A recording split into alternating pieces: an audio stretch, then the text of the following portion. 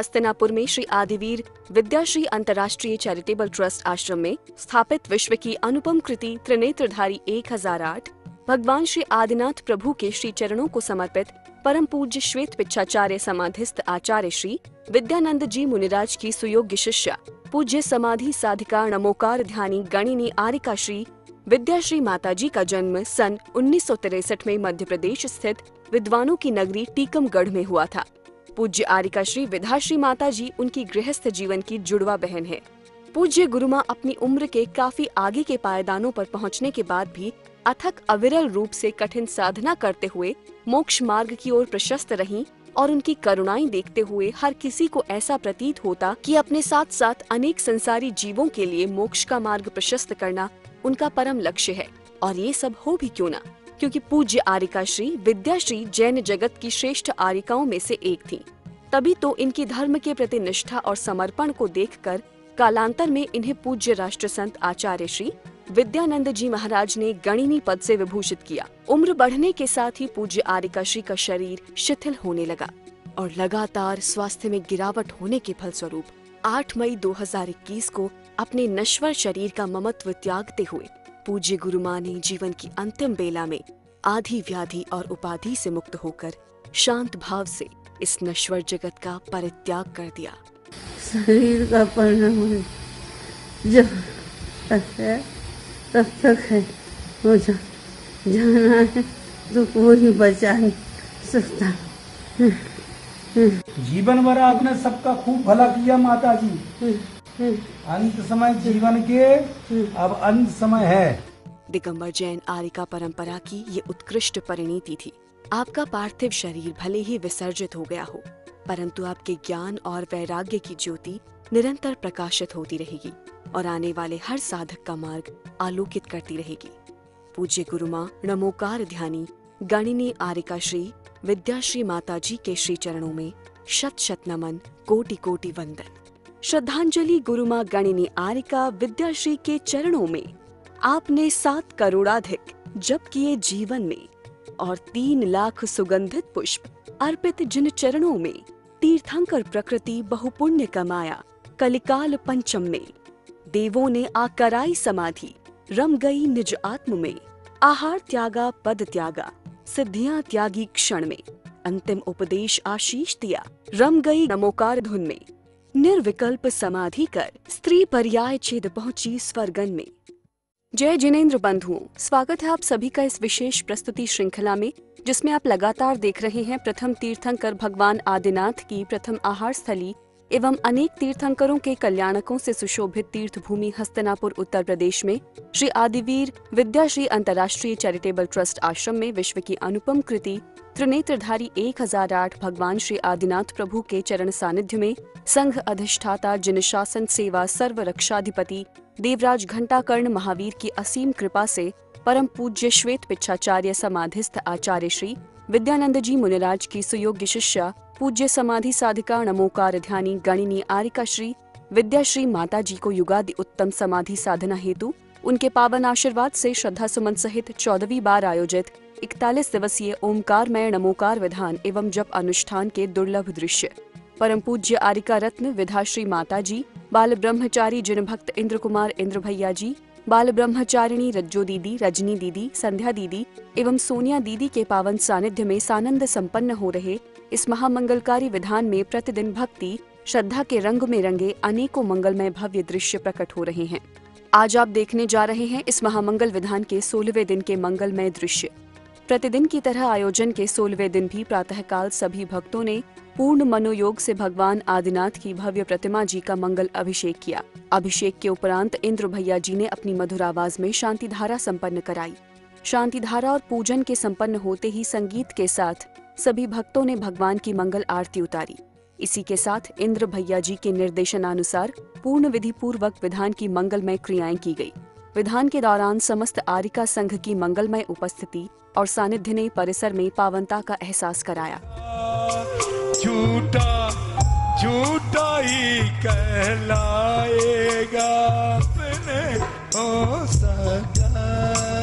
ओम नमो सिद्धानाम सिद्ध चक्राय सिद्ध परमेष्टि सिद्धार उपनस्ते निविद्धम निर्पामति। मोहन का नाचन हेतु गौतम के दिन ले आया। सिद्धों की पूजा अर्चा के भवसागर से तरने आया। ओम हरिओम नमो सिद्धानाम सिद्ध चक्राय। ऐसे सुमंगल अवसर पर पूज्य माता जी ने अपनी मंगलवाणी से भक्तों का कल्याण किया। 1008 श्री चिंतामणि पार्श्वनाथ भगवान की, परम पूज्य राष्ट्र संत विद्यानंद जी महाराज की, परम पूज्य गणनी आरका विद्या श्री माता जी की जय। आज अपना कल चला था कि यह जीव मोह में फंसा हुआ बपुर ग्रहम धनम दारम पुत्र मित्रादि शत्रवा, इन सबको अपना मान रहा है। ये हमारे हैं, हम इनके हैं, ये हमारे थे, हम भी इनके होएंगे, ऐसा मान रहा है। अब कहते हैं कि संसारी जीव कुटुंब परिवार में कैसा है, संसारी जीव का कुटुंब और परिवार कैसा है, तो कहते हैं कि दिग्देशेभ्यः खगायित्यः संवसन्ति नगे नगे शौ कार्यवशाद्यन्ति देशे दिक्षु प्रगे प्रगे। कहते हैं कि जैसे नगे नगे संध्या होते ही वृक्ष पर देशे दिक्षु दिग्देशेभ्यः खगायित, दिशा और देशों से अनेक पक्षी इकट्ठे होकर वहां रात्रि व्यतीत करते हैं, ठहरते हैं। देश और कहते हैं देशे दिक्षु प्रगे प्रगे, जैसे ही सुबह होती है, प्रातः काल होता है, वह सौ कार्य वसाद्यन्ति देशे दिक्षु प्रगे प्रगे, अपने अपने कार्य के लिए वे दिशाओं में और देशों में चले जाते हैं। ऐसा नहीं है कि वे उसी दिशा में उसी देश में जाएं, अपनी इच्छा के अनुसार चले जाते हैं। ऐसे ही कहते हैं संसार में ये है कुल रूपी वृक्ष है, और इस वृक्ष पर माता पिता बहन भाई कुटुंब परिवार के सहारे आकर एक साथ इकट्ठे हो जाते हैं, और कहते अपनी अपनी आयु पर्यंत रहते हैं, और वे कहते हैं अपने अपने कर्म के अनुसार चार गति से तो आते हैं, लेकिन जैसा यह कर्म करता है उसी के अनुसार अपनी अपनी गतियों में चले जाते हैं। भाई तुम क्यों कह रहा है कि ये हमारे हैं हम इनके हैं? ये कहते अगर ये तुम्हारे होते, पुत्र स्त्री मित्र शत्रु ये तुम्हारे होते तो तुम्हारे साथ रहते, अब तुम तो तुम्हारे साथ तो रहते नहीं है। कहते हैं ना, तन धन को साथी समझा था पर ये भी छोड़ चले जाते। कभी हम इनको छोड़ के चले जाते हैं, कभी ये हमको छोड़कर चले जाते हैं। यदि हमारे होते तो हमारे साथ रहते, लेकिन हम मान रहे हैं मोह के कारण, मिथ्यात्व के कारण कि ये हमारे, लेकिन हमारा कोई नहीं। मैं एकाकी एकत्व लिए सभी आते, तन धन को साथी समझाता पर ये भी छोड़ चले जाते। कहते कोई भी अपना नहीं है, तुम मान रहे हो सो मानना तुम्हारा यही मिथ्यात्व है, यही सबसे खतरनाक है, यही संसार का कारण है। इसमें आचार्य भगवान ने कि जो तुम धन को, कुटुंब को, परिवार को जो तुम अपना मान रहे हो, सबसे पहले ये मानता छोड़ो। क्यों? क्योंकि जैसा तुम करोगे, जैसे तुम परिणाम करोगे, आगे कह के आए हैं कि यदि व्रत रूप परिणाम करोगे तो स्वर्ग में जाओगे, और अव्रत रूप परिणाम करोगे तो नरक में जाओगे, और यदि छल कपट रूप परिणाम करोगे तो त्रियंच में चले जाओगे। देखो, एक मृदु सागर महाराज ने, गुण सागर महाराज बैठे थे चतुर्मास स्थापन करके, और वो तो आकाश से गमन कर गए, और मृदुमती नाम के साधु आके वहां पर बैठ गए, वो आहार करने गए। तो उन लोगों ने समझा कि एक गुण सागर ही है, तो उन्होंने अपना नाम नहीं बताया। क्यों? यदि नाम बता देंगे तो ये हमारी इतनी प्रशंसा, इतनी पूजा आरती नहीं करेंगे। तो इतने से मायाचारी, इतना सा मायाचारी का परिणाम त्रिलोक मंडल हाथी बन गए।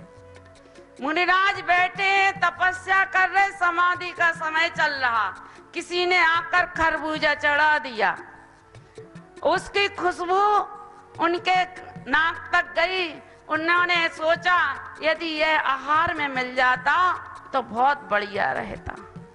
ना खाया ना पिया, कुछ नहीं किया, लेकिन परिणाम हो गया। उस परिणाम के कारण, मदन पराजय में है ये कहानी, उस परिणाम के कारण भी उस खरबूजा के जीव बन गए। तो कहते कि ये छल और कपट का परिणाम। श्री कृष्ण ने सदामा से यही तो पूछा था, क्या खा रहे हो? बोले कुछ नहीं खा रहे, हमारे तो ठंड से दांत कटकटा रहे, और खा रहे थे चरवा। तो इतना सा छल का, झूठ का परिणाम उन्हें कितनी दरिद्रता लाया।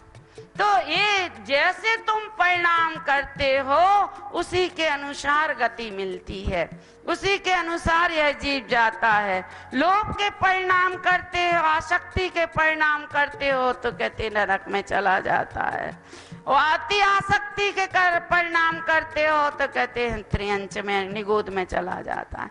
तो कहते भाई तुम जैसे परिणाम करोगे उन परिणामों के अनुसार ही तुम्हारा बंद होगा। ऐसी कहते ना कि 4 दिनों की जिंदगी, 4 दिनों की जिंदगी, 4 दिन की बहार, 4 दिन की जिंदगी, 4 दिन की बहार। मतलब की दोस्ती, मतलब का परिवार, मतलब की दोस्ती, मतलब का परिवार। किसका भरोसा करें? आखिर किसका भरोसा करें? यह दुनिया तो कपट का घर है। जिसको तुम अपना समझते हो, जिसको तुम अपना समझते हो, वही दुश्मन से बढ़कर है, वही दुश्मन से बढ़कर है। बोलो महावीर भगवान की जय। इसी दौरान परम आदरणीय बाल ब्रह्मचारी जिन भक्त इंद्र कुमार इंद्र भैया जी ने भी अपने अनमोल वचनों से भक्तों को संबोधित किया। महानुभाव, हम कल हमारी गृहस्थ जीवन की माँ और व्रती जीवन की भी माँ कहें, क्योंकि उन्होंने उत्कृष्ट समाधि करके अपने जीवन में व्रतों को अंगीकार किया है। ऐसी माँ कमलाबाई के चरणों में नमन करते हुए कल उन्होंने विद्याश्री माँ के सानिध्य में उनकी अति उत्तम समाधि हुई। उसके बाद अब चलते हैं। हम लोग कटनी में थे और कटनी में सिगेन माँ की हमने समाधि कराई थी माँ ने, और अब कटनी में बहुत सारी बातें हुई, लेकिन उसमें से जो उत्कृष्ट थी वो हमने आपको बता दी। वहां से बिहार पहाड़ी निवार की ओर होता है माँ का, वहां पर मंदिर बनना था। वहां की समाज आई, माता जी को बड़े सम्मान से आदर से ले गई। माँ ने पूरा मंदिर न्यू से लेके शिखर तक पूरा नवीन मंदिर बना दिया, अच्छी वेदियां, सारा कार्यक्रम अच्छा हुआ। और वहां जो अतिशय हुए, उस छोटी सी समाज में पैसे की कमी नहीं आई और सब काम बहुत अच्छा हो गया। पंचकल्याणक हुआ, सारी व्यवस्थाएं, मैं भी वहां था। शांत भाव से उन्होंने उस पंचकल्याणक को सानंद संपन्न कराया। और जिस दिन फेरी थी, फेरी के साथ ही उन्होंने वहां से बिहार कर दिया, और बिहार करके वहीं पास में 5-7 किलोमीटर दूर पर पिपरौंद है, वहां पर पहुंच गई। वहां पर कलशारोहण का कार्यक्रम था और जो कलशारोहण का कार्यक्रम माँ खुद ऊपर कलशा चढ़ाने, ऊपर हाथ लगाने पहुंची थी।